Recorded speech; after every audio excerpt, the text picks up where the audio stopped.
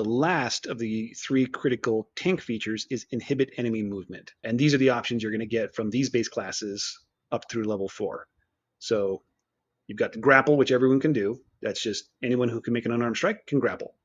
Then you've got the slow weapon mastery, the push weapon mastery, and the topple mastery, which everybody but the monk has access to as their base class. The barbarian fighter, paladin, ranger all get weapon masteries from their base class. So those aren't super strong ways to inhibit movement other than grapple. Grapple locks that one creature you have grappled down to movement 0. They can't move at all. And those other 3 weapon masteries are something that will help, but they're not going to block all enemies in totality from moving past you, unless you're in a 5-foot wide corridor and you're occupying the whole corridor. Then you don't even need these features, right? Because you're just blocking the corridor and they can't move past you. But we're going to try to do the best we can with what we've got, right? So these are the options from your base classes. So some things that come to mind, some feats that come to mind. 2 origin feats. You've got the Magic Initiate Druid or Wizard. That's interesting for anybody with spell slots, so the Paladin and Ranger, so you can get the Earth Tremor spell.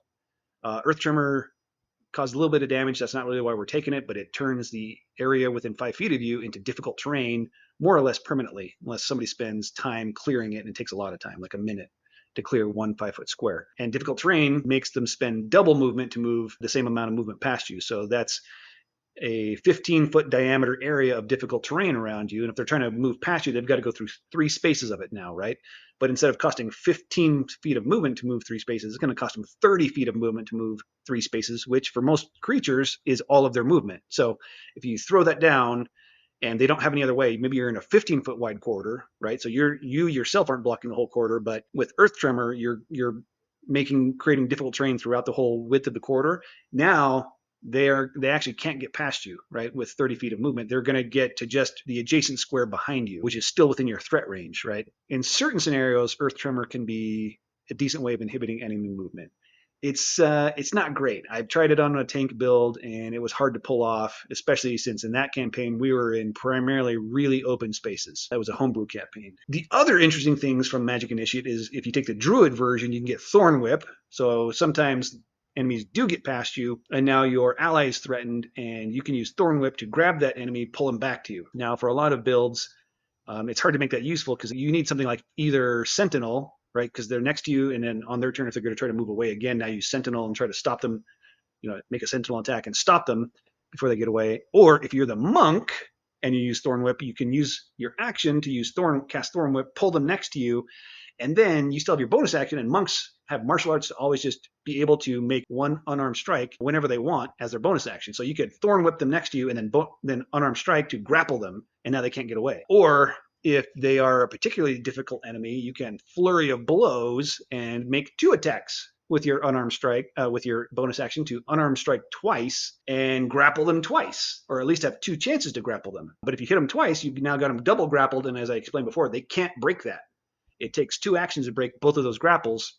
They're locked down. So that's a great combo for the monk. The other origin feat that might be interesting and useful in inhibiting enemy movement is the Tavern Brawler, which is something you might be interested in for a grapple tank, and it allows you to push when you hit with unarmed strikes. So sometimes you do want to just maybe push them away from an ally who's prone. You want to push them away and then try to grapple them. Unfortunately, that only works if you have at least more than 1 attack, because you can't. If you push them away, you can't also have grappled them because you just pushed them out of your grapple reach, unless you have reach with your grapple. So there are a few species that have reach, a 10-foot reach. So with one of those species, you could make that work. But with anyone else, the vast majority of species that have just a regular reach with their unarmed strikes, you don't want to do both of those unless you have multiple attacks. Then for general feats, we've got Crusher, kind of same thing as Tavern Brawler, but you can do it with bludgeoning weapons. So you can push an enemy 5 feet.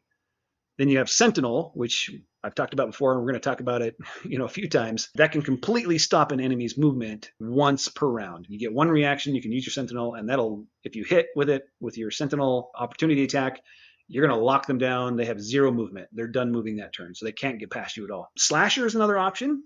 It's when you hit somebody and you've got a slasher feat, and you hit them with a weapon that does slashing damage, or you just deal some form of slashing damage, you can reduce their movement speed by 10. That on its own isn't enough to be very useful. But if you also hit them with a slashing weapon that has the slow weapon mastery, both of those can stack. Nothing stacks if you hit them multiple times. If you hit the same enemy multiple times with slasher, the slasher effect doesn't stack. but Slasher and the Slow Weapon Mastery stack. So if you have both of those and you hit somebody, you can reduce their movement speed by 20. And if you're a high level fighter with a bunch of attacks and action surge, you could be hitting a bunch of enemies and reduce all of their movement by 20. Which actually starts to get interesting because a 20-foot movement speed reduction leaves them, most enemies, not all, most enemies with 10 feet of movement. And 10 feet is not enough to get past you. So given enough attacks, a fairly effective way to prevent enemies from getting past you and prevent multiple enemies from getting past you.